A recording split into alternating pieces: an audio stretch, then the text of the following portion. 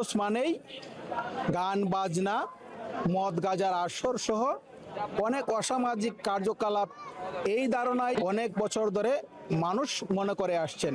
কিন্তু হজরত শাহজালাল রহমতুল্লাহ আলাইহির 707তম বার্ষিক ওরসে এবার অনেকটাই ব্যতিক্রম এবং ভিন্নভাবে পালিত হচ্ছে। কোরআন তেলাওয়াত, কোরআনে খতম এবং ভক্ত আশেকানের মাজার জিয়ারতের মাধ্যমেই হজরত শাহজালাল রহমতুল্লাহ আলাহির 707তম ওরস মোবারক অনুষ্ঠিত হয়েছে। গতকাল রাতে গিলাফ চড়ানোর মাধ্যমে ওরস আনুষ্ঠানিকভাবে যাত্রা শুরু করে এবং আজকে ফজরের নামাজের পর মোনাজাতের মাধ্যমে এই ওরস শেষ হবে। একটু যদি আপনাদের জানাই যে আসলে এইবারের ওরসটি কেমন ছিল বিভিন্ন জনের কাছ থেকে।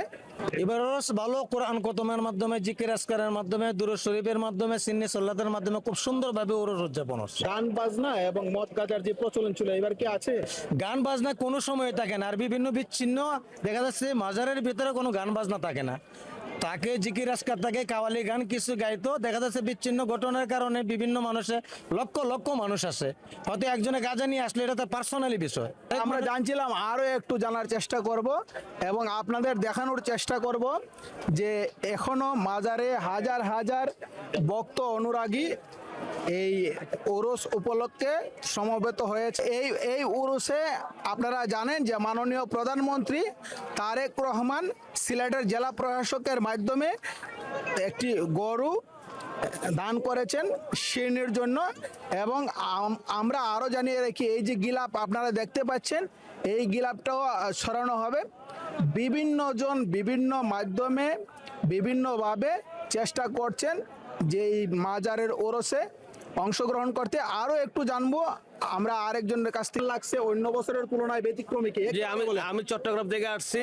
ওরস অন্যান্য বার থেকে এবার ওরস খুব ভালো লাগছে। আর আমাদের এই যে সিলেট শাহজালাল ইয়ামুনে বাংলার বুকে যদি না আসতো তাহলে আমরা ইসলাম কি জিনিস সেটা বুঝতামও না। তো ওনার উসিলে আমরা ইসলাম পেয়েছি। আজকে ওনার বাৎসরিক ওরস শরীফ আমরা চট্টগ্রাম থেকে এসে এখানে হাজির হয়েছি। বিভিন্ন জায়গা থেকে ওনারা এসেছেন। এর কাছ থেকে জানতে চাইব যে আসলে এবারের মাজার মানে ওরসটা কেমন হয়েছে? জি, খুব ভালো হয়েছে। আসসালামু আলাইকুম। অন্যান্য বছর তুলনায় এই বছর জামলে একটু বেশি, আর খুব সুশৃঙ্খল, খুব ভালোভাবে হচ্ছে আজকের অনুষ্ঠানটা। অন্যান্য বছরের তুলনায় আজকে বেশি, আর নিরাপত্তাটা একটু বেশি, জনসমাগম বেশি হয়। প্রশাসনের পক্ষ থেকে অনেক নিরাপত্তা একটু বেশি হয়েছে। যে এইবারের উরুস আসলেই একটু ব্যতিক্রম এবং অন্যরকম ওরস ছিল। তবে আরেকটি জিনিস জানিয়ে রাখি, অন্যান্য বছরের তুলনায় এইবার আইন শৃঙ্খলা বাহিনীও যথেষ্ট তৎপর এবং বিভিন্ন বাহিনী এই ওরসকে সুন্দর এবং সার্থকভাবে যাতে এই ওরস সম্পন্ন হয় সেই জন্য কঠোর পরিশ্রম করে যাচ্ছেন। এই মুহূর্তে আমরা কথা বলবো মাজারেরই দায়িত্বরত একজন মানুষের সাথে, অন্যান্য বছরের তুলনায় কি কি ব্যতিক্রম এবং সর্বশেষ বিস্তারিত। ধন্যবাদ আপনাদের। আসলে আমাদের উরুস শরীফ তো এটা শাহজালাল মুজাদ্দেদ রহমতুল্লাহ আলাইহির উরুস শরীফটা 707তম উরুস থাকে। এই তারিখে আসলে জিলকচ্চাদের 19-20 তারিখে এটা উরুস শরীফ হয়। দেশ বিদেশের মানুষ এখানে উপস্থিত থাকেন। এবারের উরুস শরীফে সবচেয়ে খুশির খবর হলো যেটা, প্রধানমন্ত্রী আমাদের এবারের উরুস শরীফে সুন্দর একটা গরু উপহার দিয়েছেন এবং উরুস শরীফ যাতে সুন্দরভাবে সুষ্ঠুভাবে পরিচালিত হয় সেই দিক নির্দেশনাও দিয়ে গেছেন। রাজনীতির নেতৃবৃন্দ যারা আছেন ওনারাও আসতেছেন, যোগাযোগ করতেছেন।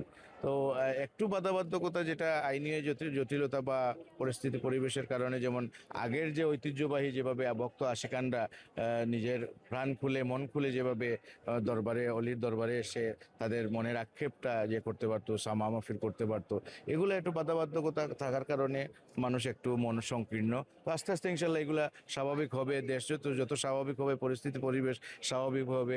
এই ওরস 707 বছরের এই যে ওরস শরীফ আজকে ফজরের নামাজের আখেরি মুনাজাতের মাধ্যমে এই ওরস শেষ হবে।